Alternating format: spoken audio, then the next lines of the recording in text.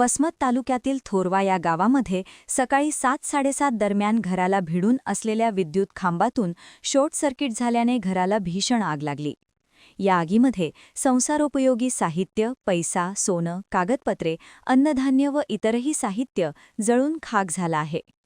महादेव कोंडिबा नरवाडे राहणार थोरवा यांच्या घरात 8 ते 10 सदस्य आपला उदरनिर्वाह करत होते.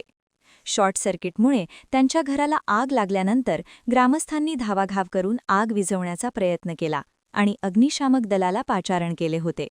परंतु अग्निशामक दल दाखल होण्यापूर्वीच होत्याचं नव्हतं झालं.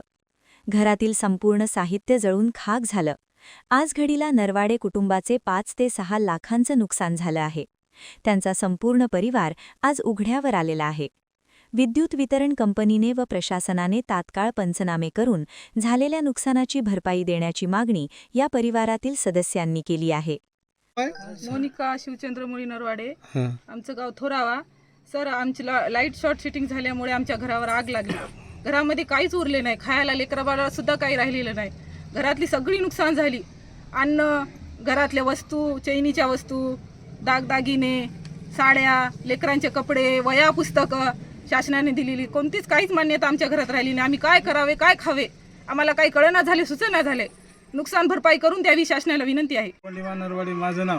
मी थोराव्यात राहत असताना माझ्या घराजवळ एक खंबा आहे लाईनचा. तिथं शॉर्ट सर्किट झाल्यामुळं कुठून विस्तू पडला की पत्ता नाही. सकाळी 7:30 वाजता आणि घर जळून खाक झालं.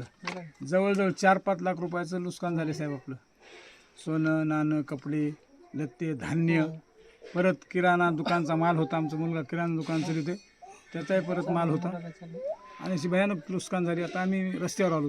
काही पंचनामा आतापर्यंत शासनानं दखल घ्यावं, आमची थोडंसं लक्ष करावं आणि त्वरित आम्हाला मदत करायचा प्रयत्न करावा किंवा मदत केलीच पाहिजे शासनाला, असं एक आपलं मन आहे. सकाळी 7:30 पावणे 8च्या सुमारामध्ये ह्या बाजूला जे खांबा दिसते त्याच्यावर शॉर्ट सर्किट होऊन ते थिलंगे घरावर पडले. पत्राचं पाठीमागं सगळं शेतातलं वगैरे कपडे, लत्ते, कपाट सगळं सामान होतं. अचानक पेट धरला. पेट धरल्याच्यानंतर गलका झाल्याच्यानंतर ज्यावेळेस मला कळालं, 112वर कॉल करून मी अग्निशमनची गाडी मागवली. अग्निशमनच्या गाडीला येईपर्यंत सगळं घर जळून खाक झालं होतं.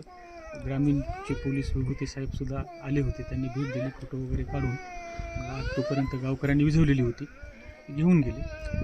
ग्रामसेवकाला कळवलं, तलाठ्यांनासुद्धा कळवलं. ग्रामसेवक येऊन गेले. BDO साहेब थोड्या वेळाने येतील असं त्यांनी सांगितले. आणि तलाठी साहेब आहेत ते निवडणुकीचा प्रोग्राम चालू आहे, मशीनचं सेटिंग वगैरे काहीतरी चालू नगरपालिकेच्या, तर तिथं सगळ्यांना ड्युट्या लागलेल्या आहेत. त्याच्यामुळे त्यांनी सांगितलं की आम्ही उद्या पंचनामा करतो म्हणून. एकंदरीत किती नुकसान असेल यांची? नुकसान यांचं जवळपास 5-7 लाखाच्या घरात झालं असेल. कारण एक सगळं इथं त्यांचं एक शेतीतलं सगळं माल होतं. याला जबाबदार कोण असणार आहे? याला जबाबदार ही आपली लाईटची दुरवस्था. एक तर हे लाईटचे खांबे असे, लाईटीचे तारं ओढलेले, ते काय माणसं बरोबर ओढत नाहीत. लाईनमॅन, MSCB वाले लोक काय त्याच्यावर लक्ष देत नाहीत. कुठेही तारं लटकलेली असतात. एका खांब्यावर कितकाले तारं, त्याचे जंट उघडे असतात.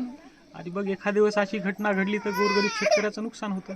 काय सांगाल? रुपयाचं अन्नधान्य जळालं, कपडे लत्ते जळाले, दागदागिने, कागदपत्र घरामध्ये काही शिल्लक राहिलं नाही. घर तुम्ही परिस्थिती पाहता, 1 लाख सुद्धा शिल्लक राहिलं नाही. पत्रसुद्धा जळाले. किराणा दुकानचं त्यांचं सामान आणलेलं होतं थोडं. किराणा दुकानचं सामानसुद्धा त्याच्यामध्ये सगळं जळून खाक झालेलं आहे. आणि MSCBला कॉल केला होता, लाईनमॅनला केला, इंजिनियरला कळवलं. त्यांनी सांगितलं बाबा मीटर वगैरे काही आहे का. मीटर यांचं अधिकृत होतं, काही कारणामुळे त्यांनी काढून दिलेलं होतं. तर यांच्या घरात तर काही लाईट चालू नव्हती. सगळं जे कारस्थान झालं ते वर खांबा दिसते, त्या खांब्यावरून थिलंगे उडाले आणि त्याच्यामधून सगळे झालं. याला जबाबदार MSCBचा गलथान कारभार आहे. आणि ती जी अव्यवस्था आहे, त्या अवस्थेमुळे हे सगळं नुकसान त्यांना सहन करावं लागलं. संपूर्ण घर उघड्यावर आले, लेकरबाळ उघड्यावर आले.